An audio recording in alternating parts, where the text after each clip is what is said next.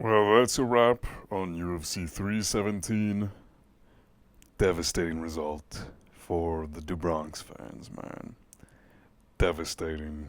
But I'm going to recap the card to the best of my abilities and go over the results of every fight, speak on them a little. I want to talk about the main event more, but yeah, we'll do that actually now. So I'm going to start with Oliveira versus Ilia Topuria. And I picked Oliveira to win. I did horrible on picks for this card, by the way. So yeah, another rough night for my predictions. But anyways, we continue. Ilia Topuria knocks Charles Oliveira out cold in the first round. Sleeps him with the right hand. Before Oliveira even hit the canvas, he was out cold. This was a short fight. Honestly, I okay. I picked Oliveira to win. I said in my video, the head says Topuria, the heart says Oliveira, and I would much rather be wrong picking Oliveira than be right picking Topuria, and that's what happened. He smoked Oliveira. He's just built different. Oliveira did have some success early on with his kicks and like strikes at range, but every time he entered the boxing range with Topuria, I felt like I was gonna shit myself, man, out of stress, bro. Because Topuria was landing these quick shots on Oliveira. Some of them weren't landing completely clean, so it kind of gave the illusion that his power wasn't really translating to 155. But as we see later on in the fight, he lands a clean right hook. Oliveira goes out cold. Follow up left hook lands while Oliveira's falling. Then follow up shots, not necessary, but you're in the fight. You gotta do what you gotta do to get the win. And the wrestling exchange that they had earlier on, when Oliveira I think got cut earlier on. I think after he landed an elbow on Topuria, and then Topuria later on cut him with I don't know what he cut him with, but he cut him with one of his punches, and Oliveira then started to go for a takedown. Um, Topuria kept his hips kind of level to the ground and was able to land on top during that scramble when Oliveira had the over unders. And once he was on top, he passed guard so quickly, and then he got the crucifix. I thought he was gonna, I don't know, man. I thought he was gonna Dagestani keep him there, ground and pound to victory. But of course, Oliveira, he's good on the ground. He's great off of his back. Creates a good scramble. Gets a leg lock attempt going in there. It wasn't really fully in, but he trips Topuria down. Kind of gets himself out of that bad position where Topuria was on top of him. And this really shows. Topuria's grappling really is next level. I mean, we just haven't seen it in the UFC that much because he just knocks people out on the feet. But we're seeing that on the ground he's legit too, and it's kind of a reason why I would pick him to beat Makhachev. I was unsure before, I was leaning towards Islam, but I knew it was going to be a tough fight. Now it's like we see the power translate to 155. If Islam goes back to 155, Topuria is KOing him. At 170, that's a different story. And if I was Islam and I beat Jack de la Madalena, I'm staying at 170. No going back down to 155. I'm avoiding this fight at all costs because Topuria will finish him at 155. He will knock him the fuck out. His grappling, defensive wrestling is too good. Greco-Roman wrestling, or I forget what his background is, but Greco wrestling maybe, yeah. He's too good, man. He is just the truth. And he says it and it happens. And listen, I wasn't a Topuria hater. I didn't want him to win this fight just because I'm such a big Oliveira fan. I know technically this is better for the future of the sport. You don't want a future superstar like Topuria getting fraud checked. Well, not even fraud checked. This like a championship level. You can't really get fraud checked, but you don't want Topuria to get beaten this early in what could be a legendary GOAT run. And I know maybe some people think I'm saying this too early, but bro, we just saw this guy hit list hitman KO three of the greatest fighters ever in 3 times in a row, bro. He's just way too damn good, man. And fuck. Seeing Oliveira out like that, he's never been knocked out cold like that. Look at how they massacred my boy. It was devastating watching that live. And I guess the odds really did reflect what was going to happen in this fight. I thought Oliveira was going to do a lot better, but he just got smoked in the first round. I don't know what's next for him after this. Maybe Loki just retire, because I don't know if he's going to be the same after taking a shot like that. He hasn't been KO'd like that in like at 155, and that was just, it was so brutal. Topuria is just such a ruthless finisher. Once he smells blood, it's pretty much over. But this wasn't even that kind of scenario. He KO'd him with the one shot, and that was it. So yeah, he's got the greatest trilogy of wins, you could say, the greatest trilogy in MMA. Volkanovski, Holloway, and now Oliveira, all destroyed by knockout. The Holloway fight was the closest, but a lot of people are hyping up Max's success in that fight. Honestly, like, you could make an argument for 2-0 Topuria going into the third round. People really love to put emphasis on volume strikes that have not too much damage. I'm not saying Holloway wasn't landing damaging shots. He was, and I could see people giving him a round in that fight regardless. But we're going to get to that, because I saw some people talking about a robbery in the Royval Van fight. And yeah, we'll get to that later. But brutal loss for Charles Oliveira. Amazing victory for Topuria. Nobody beats him at lightweight. I don't want to see the Paddy fight next. Paddy needs one more win. But I don't know what the UFC is going to do, because Justin Gaethje is just whining and complaining. I deserve a title shot. 1 fight win streak. Are we even forgetting that Gaethje got an undeserved title shot against Oliveira in the first place off of a 1 fight win against, guess who? Michael Chandler. So, you know, give Paddy the fucking fight. It seems like if you beat Michael Chandler, you get a title shot. And that's the secret. If the Conor McGregor-Chandler fight happened, maybe he'd be getting a title shot. Who knows, man? In another universe. I guess we'll never know, but Gaethje fucking complaining about getting a title shot. Bro, listen, all respect to Justin Gaethje. He's amazing, entertaining fights, entertaining fighter, but the legitimacy of this sport matters over his feelings of whether he deserves a title shot or not. So, retire. If you're threatening retirement, just retire, because you do not deserve a title shot. I would give it to Arman Tsarukyan, but now apparently it's he pulled out of the Islam fight because he missed weight, so that's a really bad look. I know he made weight for this fight, but honestly, these lightweight contenders need to fight each other so that there's a clear contender for Topuria. Or I don't know, make the Paddy fight. I don't really care. I mean, I want legitimacy in this sport, but it seems every single top lightweight doesn't want to fight each other. They just want to fight for the belt. Like, guys, why? You're all gonna lose to Topuria anyways. Might as well like have a legitimate shot so his win looks better. that's what I'm saying, man. So yeah. Anyways, Topuria with the brutal first round KO. He's legit, man, and I don't see anybody beating him except maybe Islam Makhachev. And yeah, bro. But such a devastating loss for Oliveira. This one really hurt bad. Yeah, man. It sucked seeing him out cold like that, but that's just how the game is sometimes, man. That's just how it goes. Moving up to the co-main event, or I guess moving down. We're going down the card. Alexandre Pantoja versus Kai Kara France. I had Pantoja winning by 48-47 decision. And he did not get it done by decision.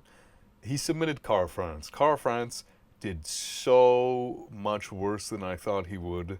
And I'm not saying he's a bad fighter, but he underperformed, at least to my expectation of what he was going to do in this fight, mainly because Pantoja is on a different level than I even anticipated. There was literally 0 moments in this fight where Kara France had any advantage, any moments of, oh, hold on, he's coming back into the fight. Pantoja's in trouble. I know the commentary was making these claims that Pantoja was slowing down at the end of the second and at the beginning of the third while he was the one pushing the pace. Like, dog. The second Pantoja isn't pushing forward. Oh no! Pantoja's starting to gas out here. Guys, come on, man. I hear this all the time, and Pantoja does slow down in fights, but he's always able to recuperate himself. And it's always like a momentary pause in action. It's not him slowing down, gassing out, or anything, as they make it seem. Um, yeah, like they're saying this, and Pantoja's still pushing forward, landing the strikes on the feet. Like, Cara France didn't even win in the stand up, and I know that's mainly because Pantoja's pressure and his grappling, but Pantoja would just like bulldoze forward, lunge at him, throwing shots, ending with a kick to the body section, and then starts chasing for the takedowns. He was taking Cara France to a different world on the ground.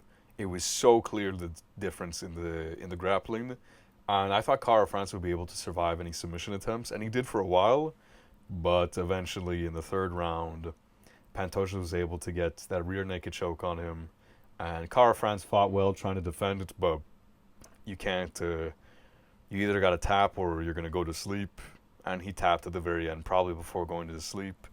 He looked devastated, face planted on the ground, probably knowing that this was his last chance at the title. For a second, I thought he went out, but no, he was just devastated at the loss. Pantoja is going to start some uncomfortable conversations about who the flyweight GOAT is. He isn't the flyweight GOAT yet. I still think he needs a couple of wins. He needs to be Van, and maybe if he beats Manel Kape for a second time, or whoever else is up there. Hell, if him and Merab have a super fight and he beats Merab, then that's like an easy flyweight GOAT. Listen, I know DJ has way more title wins and defenses, but the thing is, his competition was nowhere near as good as the current flyweight competition. That division was so shallow back then, and it is one of the most skilled divisions now, as we are going to see in this next fight down the card. Brandon Royval versus Joshua Van. I picked Brandon Royval to win because I thought that he would have some good moments on the feet, which he did. But I thought that his reach advantage and his height advantage would spell a similar ending, or at least a similar fight to the Charles Johnson one against Joshua Van. But I was proven wrong, man. Joshua Van is so good, especially for only being 23 years old, only having 5 years of fighting experience. This guy is so good. His distance management and his shot selection is world class. And before I say anything else, shout out to both of these gentlemen for putting on what is most likely going to be the fight of the year, unless some crazy title fight happens where they both blow this out of the water, because this fight was everything that it needed to be. A showcase for a new flyweight contender for Pantoja, because, listen, if Royval won, I mean, it kind of would have been a dead trilogy, but Van winning this is really good for the flyweight division's future, and especially in this fashion where Crazy War gets the knockdown in the last 10 seconds of the third round, most likely seals the round for him, because it was a close third round going into the few final seconds. Van, in my opinion, was pulling ahead with the stomps to Royval's calf, because it kept taking him off of his feet and kept shifting his balance. Clear, impactful strikes that he was landing. And this is what we're going to talk about here. I see people saying Royval was robbed, and their reasoning, you want to know what the reasoning was? Is because he landed more strikes. Royval landed 84 strikes, broke striking record, and how do you still lose the fight? These people sometimes, I swear, they don't watch MMA. They just watch the TikTok edits. They don't know how fights are actually scored. Fights, just because you land more strikes, doesn't automatically give you the win. It's damage that counts, precision, and it's mainly damage. Let's just talk about damage, because that's all we really need to talk about. Royval would land more shots, and first off, people saying Royval won, You guys, then that means you guys think he won the first round, right? Last time I checked, at least immediately after the fight, the stats for the first round: 35 strikes to Van, 31 to Royval. Royval landed less in the first round. He definitely won the second round, in my opinion. Royval definitely won the second round. And then the third you have to give to Van. It was a 50-50. Van was starting to land more damage near the end, and then he knocks him down. So I really want to know who these fans are when they think that Royval got robbed. That means you think he won the first round, because there's no way you thought that he won the third. And if you think he won the first round based off of the logic that he landed more strikes, you do realize that fights are scored round by round. And in that round, he landed less significant strikes. And even with that, Joshua Van landed the more damaging counter strikes. His boxing is so good. This fight was an absolute war. Great fight to watch. And man, those last 30 seconds, everybody was on their feet. And then Van drops Royval. I see DC in the background jumping up in his seat. He was standing up applauding.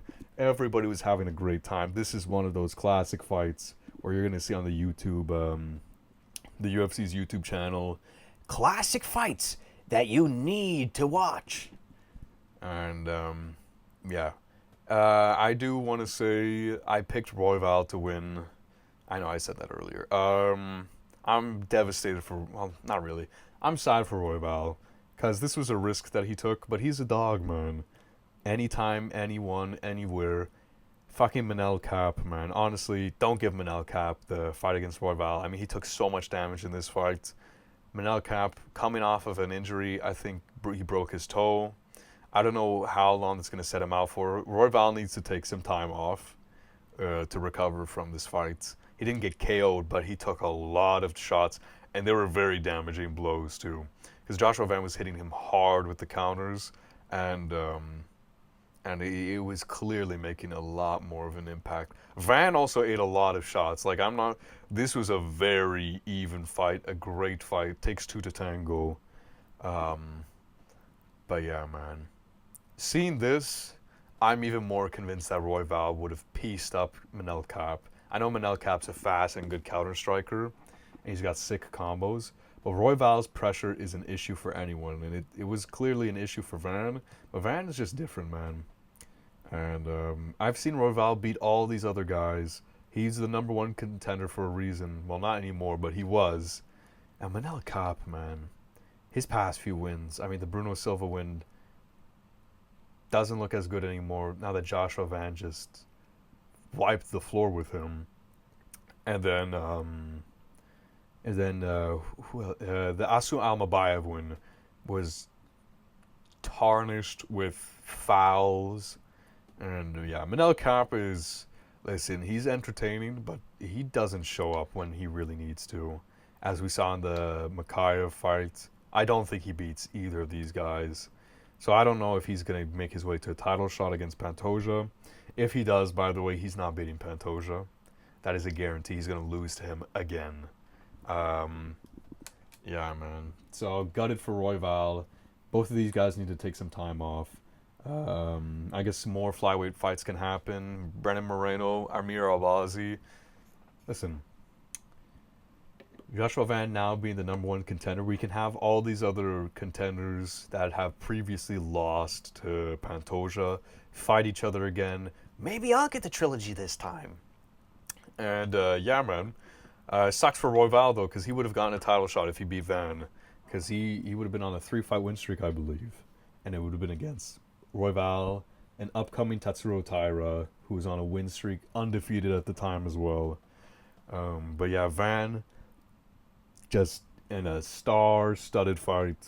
Not star-studded, but in an all-time classic. He gets the job done. Shout out Van.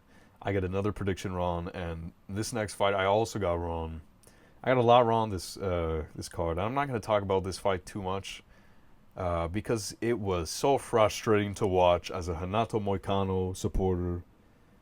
Beneil Dariush versus Renato Moicano. Beneil Dariush wins unanimous decision, 29-28.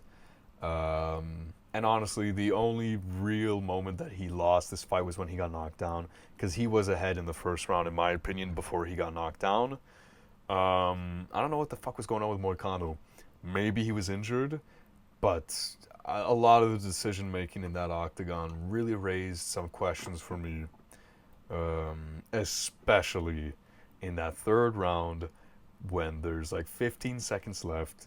You need to at least drop him to steal this round because Benil like was winning the third round, but it was like a boring, like winning the third round because Hanato Moicano was not throwing anything and not doing anything and having zero success with the wrestling. Benil was 5 for 5 on takedowns, by the way. Amazing jiu-jitsu. I knew that Dariush would have maybe somewhat of an advantage on the ground, or I at least said that they were even on the ground. But I thought Moicano's striking was going to be a lot better than it was, and it was not there at all. Um, then the third round, he just shoots for a takedown, 15 seconds late. Hey, it's not been working for you the entire fight long. You think it's going to work in the last 15 seconds where you most likely need a finish or at least need to drop Benil Dariush to edge a 29-28 decision. Just really bad decision making. Really disappointed in Moicano. He hyped up at the press conference so much, and to see him lose in this way against an old Benil Dariush, who still got it clearly. He's clearly still got it. But fuck, man. Not so easy money, Benil Dariush. I see. So I don't know. Maybe Moicano was injured or something. I have no idea, man. But shout out Benil Dariush. He was just landing more. He was landing more, pouring more offense, kept throwing the high kick and the body kick. So maybe that's what made Moicano kind of more cautious about throwing. But, I mean, he said that he was going to go in there, life or death. You think after getting a knockdown in the first round, you'd be more comfortable on the feet. But no, I guess he just cruised his way to a loss. Disappointing for Moicano. I don't know what's next for him. Maybe Michael Chandler. But Neil Dariush, I don't know what's next for him either. I guess Rafael Fiziev. They'd be on similar schedules, and neither of them really took that much damage. Fiziev usually always gets cut in his fights, so he should be fine in a bit. But yeah, man. 1-3, and now I go 1-4. I did horrendously on this main card, and this next fight really irritated me. Not because Peyton Talbot won. And shout out to Peyton Talbot. I said if he was going to win, it was going to be because he has really improved his takedown defense, made huge strides in his game, and it was always possible for him to win this fight. But the way Felipe Lima fought this fight, and yeah, Peyton Talbot wins 29-28 decision, unanimous, very clear. Could have won 30-27, but the first round was close, and I had it to Felipe Lima because he did have some really good moments on the feet and better moments on the ground. But it was a close fight. It was a close round. You could have given the first round to Peyton Talbot, and I wouldn't argue too much. But Felipe Lima really made some bad decisions in this fight. And I cannot wait to talk about it because it really fucking irritated me. This guy keeps shooting takedowns while having success on the feet, but my issue isn't with the shooting of the takedowns, which he didn't have that much success. It was the way he would accept bottom position or just flail to bottom position. He'd be holding on to Peyton Talbot and then trying to like roll for a potential heel hook or something or some crazy submission. Never accept bottom position. Never accept bottom position in MMA, especially nowadays. People win on the top. There's no crazy Hoist Gracie wizardry jujitsu that you can get people with nowadays. The sport has evolved past that, and it was so shocking seeing Felipe Lima not trust himself on the feet. And I know he said Peyton Talbot is his power is too much, but honestly, like, how else do you think you're going to win this fight, man? He was doing really well on the feet as well. In moments, you would see Felipe Lima, the faster guy, Peyton Talbot, hands low, walking forward, pressuring, landing clearly like the more impactful shots. Felipe Lima would land some quick shots, quickly spin Peyton Talbot's jaw, but Peyton Talbot would land like the longer strikes, more thudding impact, spins Felipe Lima's head. Clearly more thud impact. but Felipe Lima was landing some nice shots. I wish I saw him strike a lot more. He only attempted 58 significant strikes, and and a lot of his total strikes were like from the bottom, pity pat shots, where Peyton Talbot was on top, landing good ground and pound strikes. Felipe Lima, brother, I mean, at least he's young, so he can come back from this, and maybe this is just young fighter making silly decisions in this fight. I was really high on Felipe Lima bandwagon, and this is really disappointing to see. But it's good for the UFC. Peyton Talbot won this fight. He proved that he has vastly improved his takedown defense. His striking pretty much looked more of the same. He is open on the feet to get hit, but he's got a really good chin. So honestly, no worries of that. Now, I don't want to see him face a ranked opponent yet. Maybe give him Ricky Simone, because Ricky Simone's kind of, I guess you could say, a double threat. Although maybe a 1.1 threat, because he's got good wrestling, and then the point one is his overhand punches that he has on the feet, where he just deads you out cold, and that could be an issue for Talbot. But he's the shorter fighter. I could see Talbot working him. But Talbot needs another fight before going into the rankings and facing like a Montel Jackson or something. Someone else with long, rangy strikes with devastating power.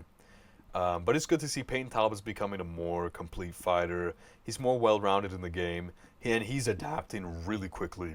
In the previous fight against Raoni Barcelos, I know the commentary team mentioned that Talbot was like asking, "Oh, what did he do to get me there?" It's showing he's a very coachable fighter, and this is showing that he's downloading all that information very well, and he's performing now. So that Raoni Barcelos loss doesn't even look as bad now that Barcelos beat Cody Garbrandt. Yeah, man, really, really upset with how Felipe Lima fought this fight. I thought he should have let it go more on the feet. Maybe he would have gotten KO'd, but we don't even have an answer to that because he just kept trying for the takedowns that would not work, and he kept accepting bottom position. Never accept bottom position. You're on the ground. You have someone on top of you with all their body weight, landing way more significant strikes. It's just really disappointing, man. But yeah, shout out Peyton Talbot. If he can rack up another decent win, maybe get a finish, put him in the rankings, and I think he'd be ready. Yeah. So yeah, 1-4, and then we go to 1-5. Man, before the Pantoja fight, I was on a streak of bad predictions, and this was one of them. I'm not gonna say it was that bad of a prediction because Hermanson was actually doing his thing on the feet. He was landing at distance, landing at range, kind of running circles around Rodriguez. Rodriguez was a lot more patient with his offense, but he was also missing a lot. People say he was more patient, which he was, compared to the Jared Cannonier fight where he almost killed him in the first round, went for the finish, but didn't get it. But he missed so many of his strikes. 63 attempted strikes to Hermanson's 55. Hermanson attempted less, landed more, and but we saw the power was just too much. I picked Hermanson to win by decision. Maybe like, I don't know, I think I said slowing down in the third round. Honestly, stupid of me to even say that. Hermanson builds into fights. And as we saw, he's most vulnerable in the first round, and that's what Gregory Rodriguez exposed. Knocks him out, deads him in the first round. Complete and utter fatality. Mortal Kombat level fatality. Fatality. It was nasty, man. And Hermanson was out before he even hit the canvas. And listen, I know Herb Dean's fault for not stepping in fast enough, but come on, Rodriguez. You see that he's dead. He's not moving. He's not moving, man.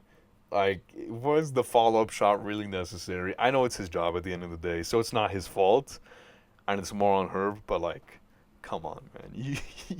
You could tell that he was out cold. Super unnecessary follow-up shot. Good to see Hermanson's okay now, though.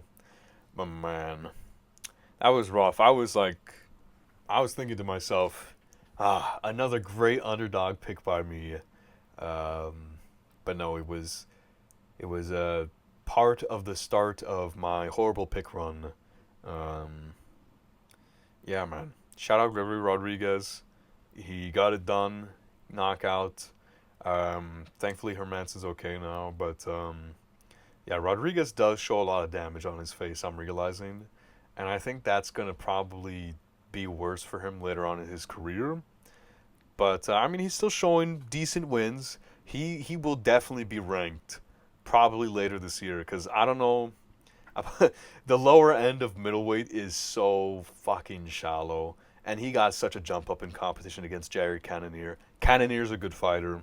He's only lost to the best and the future best. So yeah, Rodriguez, I could definitely see him beat like I don't know, maybe not a Marvin Vittori. I don't know. We'll see. He definitely beats an Abus Nurmagomedov though, or Abus Magomedov. I forget his last name, but yeah, the guy that gasses out all the time. Yeah. Next fight down the card, Hyder Emil versus Jose Miguel Delgado. And I had Hyder Emil winning this. I believed, and my belief was atomized in the first 26 seconds of this fight because Jose Miguel Delgado landed a nice knee on Hyder Emil's chin, knocks him out. Follow up shots. Hyder Emil gets up, protests the stoppage, but honestly, the only reason he even got up was because Goddard stepped in and Miguel got off of Hyder Emil. That's the only reason he got up. If Goddard didn't interfere, that's like five more follow up shots on an already unconscious guy, and he was wobbling on the feet as well. So good stoppage. I hate to see my man Hyder Emil, Hurricane Hyder Emil, done like that. Um, yeah, it sucks, man. He was one of my favorite fighters to watch. He like blitzed in there, landed a few good shots, but Jose Miguel Delgado is crazy in the first round. Dangerous power, knockout power. Hyder Emil a bit too open on the feet to withstand a shot like that, especially a knee to the jaw. Um, yeah, devastating knockout. Shout out Jose Miguel Delgado. Good win for her. Good win for him. Speaking of her, Vivian Araujo versus Tracy Cortez. Next fight down the card. I did a coin flip and I had Tracy Cortez winning. Was kind of already leaning towards her, but I didn't expect Vivian to look this bad in this fight. There's not much to say about this. Cortez was pretty much winning everywhere, like literally everywhere. Araujo had nothing for her. 30-27 is the right, well, yeah, it's the obvious right scorecard. Araujo was more focused on complaining in the third round about something. I don't know, maybe it was a glove grab or something. It's like, dog, you've lost the first two rounds and like 4 minutes of this round. Don't complain in the last round about like potential cheating that nobody else saw. I'm not saying it didn't happen, but I didn't see anything. Nobody else saw anything. Commentary didn't see anything. Nobody's really talking about it. Like, I don't know, man. Tracy Cortez was going for an arm triangle, I think, in the second round. Maybe nearly had it, but didn't get it. Fight went to a decision. Tracy Cortez just, yeah, beat her everywhere. Not the most entertaining fight, but not the most boring. It was a decent showing for Tracy Cortez. She's back on track after that loss to Nama Yunus. And yeah, next fight down the card, Terrence McKinney versus Vyacheslav Borshev. Now, see, this one I also got right, and I'm glad Terrence McKinney is using his fight IQ now. He knows I've got amazing wrestling. Borshev has shit wrestling. All right then, or at least shit jiu-jitsu. And he bolts into the takedown, immediately gets it. Excuse me, and goes for a first submission attempt, doesn't get it, readjusts for the guillotine, and gets it done. Shout out Terrence McKinney. Always love seeing him fight because it's always a finish regardless. But I'm glad that he proved me right that he was going to use his wrestling to just make quick and easy work of Vyacheslav Borshev. I don't know what's next for him. Small step up in competition. Let's not get too far ahead of ourselves here because McKinney might get too confident and start swinging on the feet again and get KO'd. But yeah, great win for him. If there wasn't two insane KO, I guess there was pretty yeah. If there wasn't three pretty brutal KOs, um, then he probably would have gotten a performance bonus. But yeah, man, good for him, man. Shout out Terrence McKinney, getting the job done. And the next fight down the card, Nico Price versus Jacoby Smith. Jacoby Smith wins, like he should. Well, I mean, he was a minus 3,000 favorite. He should have finished this in the first round. But Nico Price showing he's still got that veteran heart, you know. He was landing some strikes on Jacoby Smith too, because Smith was kind of gassing out a bit. But he had too much power for Price to worry about. And Price's chin is just too short. Yeah, and Smith got the submission later in the second round. Good for him. He needs another like veteran old man test before he starts looking at serious competition. Yeah, and yeah, like let's slow roll him a tiny bit for a bit before we talk about serious competition and then ranked competition. And finally, the fight that opened up the card, Jonathan Janice versus Alvin Hines. Finally, we get a fun heavyweight scrap. It only took what, like 400 cards for it to happen? I swear to God, man. But yeah, shout out Jonathan Janice. He's just such a good boxer. Alvin Hines, you know, showed heart, showed grit, won the third round based off of aura. Well, not just based off of aura. He was winning the third round legitly, but you get my point. He trudged his way to winning a third round. Man, I don't know why my voice is cracking so much, but yeah, man. Shout out Jonathan Janice. This guy's pretty cool. I saw in the post-fight interview, he had an MMA fight, like, I don't know how many feet in the sky, but he loves skydiving, so he just combined the two and had an MMA fight, like, in an inflatable octagon, like, thousands of feet in the air. Fucking crazy. Crazy dude, man. So I hope he goes on more of a win streak, rounds out his game more. He defended a lot of the takedowns, so good job for him.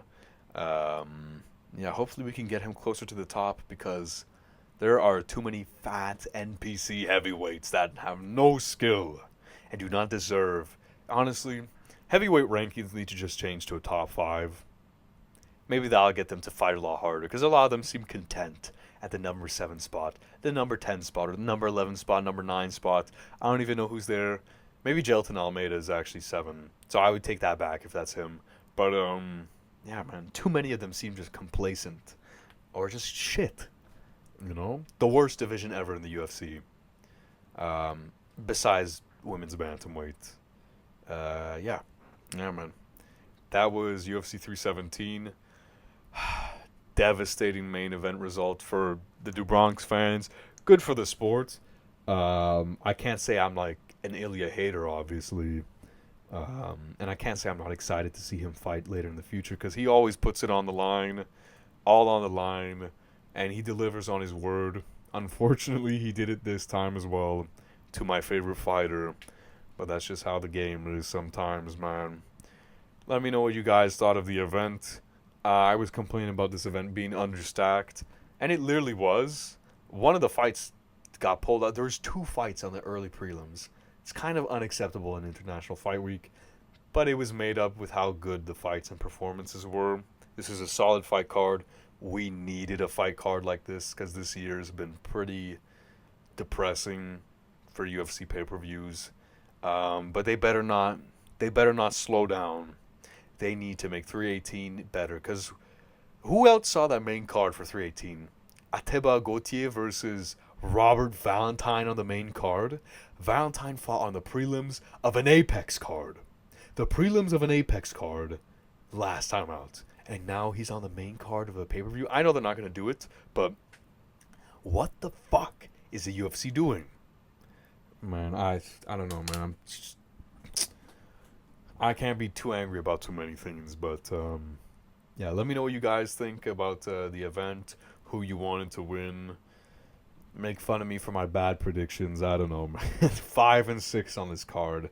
Abysmal performance by me, to say the least. Was it 5 and 6? Yeah, 5 and 6. Abysmal performance for predictions. So I'm sorry, guys. I'll do better in the next 2 weeks because I don't think there's a card next week. Um, but yeah, man. Ciao, ciao.